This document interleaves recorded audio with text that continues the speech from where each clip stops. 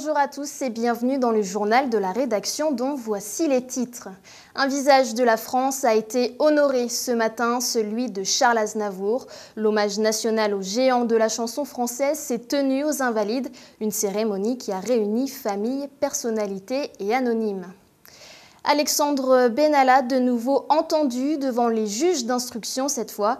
L'ancien collaborateur d'Emmanuel Macron s'est expliqué sur cette affaire qui secoue l'exécutif depuis cet été. Lucas Martin a suivi l'audience sur place. Un nouveau président pour le Brésil. Le favori, le candidat d'extrême droite, est en tête dans les sondages. Une situation inédite pour le pays. Le premier tour aura lieu dimanche. Cette jeune mannequin a 24 ans et elle est albinos, une différence devenue une force malgré les critiques. Elle nous livrera son témoignage en exclusivité sur notre plateau. Il a accompagné des générations de Français. Un hommage national a été rendu ce matin à Charles Aznavour. Retour sur les temps forts d'une cérémonie chargée en émotions. Gaël Flogère.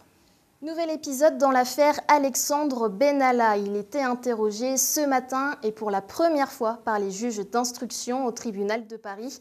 L'ancien collaborateur d'Emmanuel Macron est mis en examen pour des soupçons de violence et d'ingérence dans l'action de la police.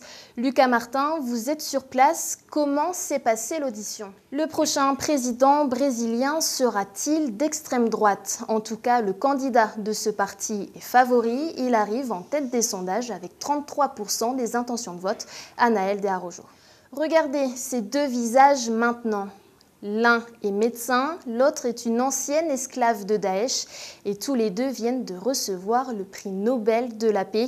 Le médecin congolais Denis Mukwege et la militante yazidi Nadia Mourad ont été distingués pour leur engagement dans la reconnaissance des violences sexuelles comme arme de guerre.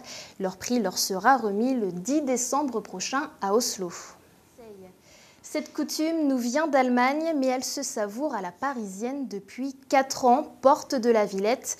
La fête de la bière, l'Oktoberfest, s'invite en France jusqu'au 14 octobre. Dégustation avec nos deux amateurs de houblon, Théo Meunier et Nicolas Quénard. La bière à consommer avec modération. C'est la fin de ce journal. Merci d'avoir été avec nous. Excellent week-end et bonne soirée sur Celsa TV. À bientôt.